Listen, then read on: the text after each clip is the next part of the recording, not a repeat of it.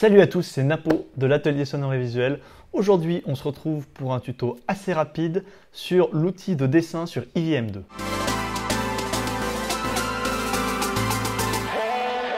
Je vais commencer tout simplement comme si vous ne connaissiez pas IVM1, donc on va reprendre toutes les bases du dessin, mais on va également prendre en compte les nouveautés qui sont apportées par IVM2. Donc la fonction dessin est très simple. Tout d'abord, il y a trois formes prédessinées que l'on peut faire glisser sur cette zone de dessin.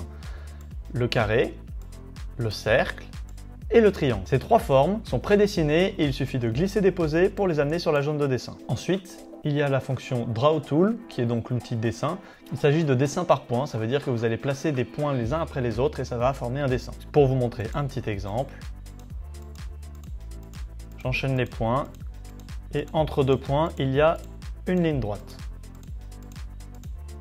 Hop! Mais la grosse nouveauté d'IVM2, c'est tout simplement la possibilité de transformer ces droites en courbes. Et c'est vraiment très intéressant parce que ça permet de dessiner beaucoup plus de choses. Pour cela, rien de plus simple. Il vous suffit tout simplement de double-cliquer sur les points déjà existants.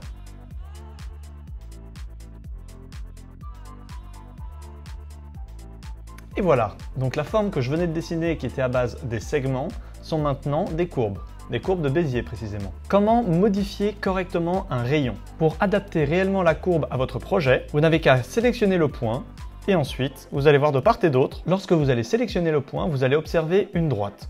Cette droite représente tout simplement l'ampleur du rayon ainsi que son angle. Pour pouvoir le modifier, il suffit tout simplement de sélectionner les cercles à l'extérieur de la droite, vous le rapprochez du point central et ça diminue le rayon. Vous l'augmentez et ça augmente le rayon, et ainsi de suite. Ça, c'est pour gérer le rayon.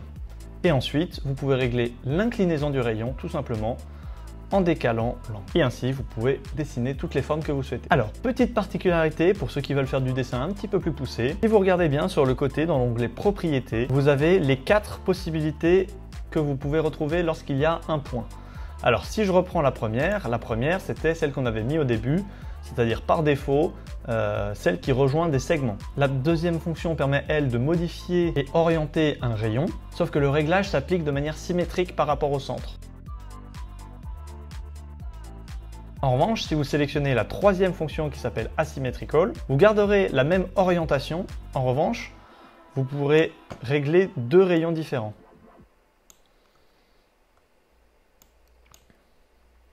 Enfin, la quatrième, qui s'appelle Disconnected, correspond tout simplement au fait que vous pouvez avoir 2 orientations et 2 rayons différents pour vos angles.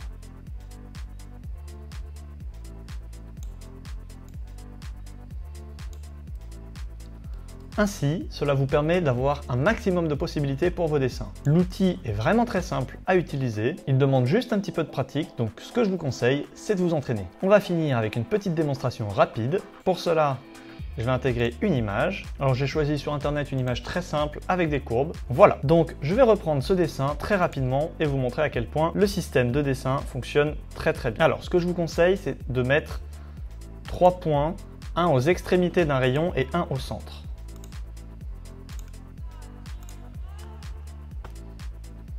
Donc nous allons faire déjà le premier. Ceux-là, je vais les laisser normaux.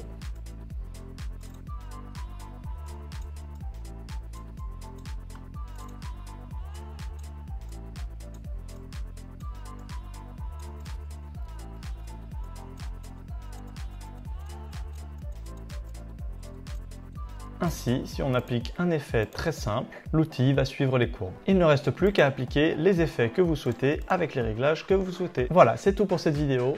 J'espère que ça vous a plu. C'était Napo pour l'atelier sonore et visuel et c'est une fin de tournage.